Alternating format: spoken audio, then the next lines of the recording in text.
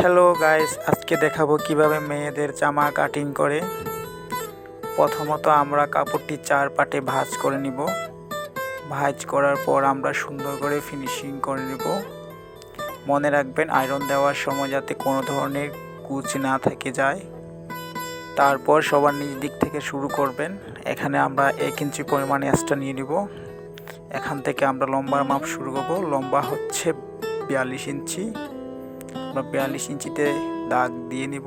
তারপর উপরের দিকে আমরা হাফ ইঞ্চি এক্সট্রা নিয়ে নিব সিলির জন্য। তারপর এখানে গলার মাপ বের করতে হবে। গলা হচ্ছে পাশের দিকে হচ্ছে 5 ইঞ্চি, লম্বাতে হচ্ছে 5 ইঞ্চি এবং পিছনের পার্ট হচ্ছে 3 ইঞ্চি। আমরা একসাথে পিছন পার্ট এবং সামনের পার্ট একসাথে কাটিং করব।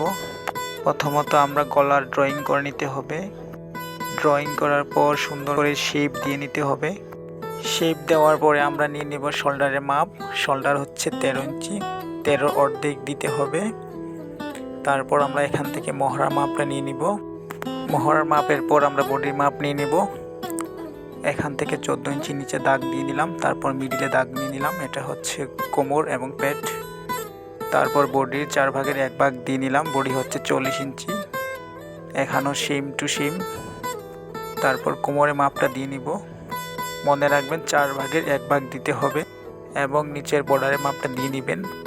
তারপর শেপ নিয়ে নেবেন। শেপটা অবশ্যই সুন্দর করে দিতে হবে। তারপর আমরা মহড়ার শেপটা দিয়ে নিলাম এবং শোল্ডারের শেপটাও দিয়ে নিতে হবে। মনে রাখবেন শোল্ডারের দিকে হাফ ইঞ্চি পরিমাণে শেপ দিবেন। তারপর কাটিং করে নেবেন। মার্জিন অনুযায়ী কাটিং করবেন যাতে মায়ের জিনের ভিতরে কেটে না যায়। গলার দিক কাটিং করার সময় অবশ্যই লক্ষ্য রাখবেন, সুন্দর করে শেপটা দিবেন, তাহলে গলা সুন্দর হবে।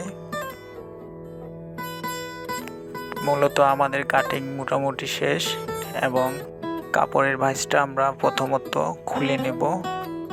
এখান থেকে আমরা দ্বিতীয় পার্ট সরিয়ে নিতে হবে। তারপর আমরা সামনের পার্টের গলা কাটিং করব। যেভাবে ছিল সেভাবে ভাঁজ করে নিতে হবে। তারপর কাটিং করবেন। কাটিং মার্জিন অনুযায়ী করে নেবেন। আমাদের মোটামুটি কাটিং শেষ। এখন কেটে নেব হাত।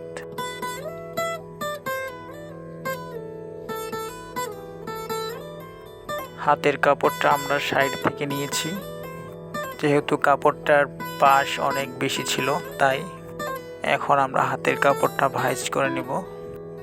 মনে রাখবেন ভালোভাবে ভাঁজ করে নিতে হবে। আমরা একসাথে 2 হাত কাটিং করব।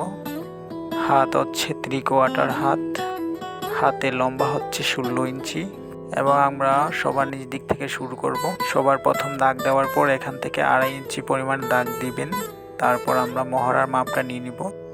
মহড়ার মাপের পরে শেপটা দিয়ে নেবেন। তারপর আমরা লম্বার মাপটা নিয়ে নিব। লম্বা হচ্ছে 16 ইঞ্চি। তারপর লম্বার মাপ থেকে আমরা 1 ইঞ্চি বা 1.5 ইঞ্চি পরিমাণে এক্সট্রা দিয়ে নেব।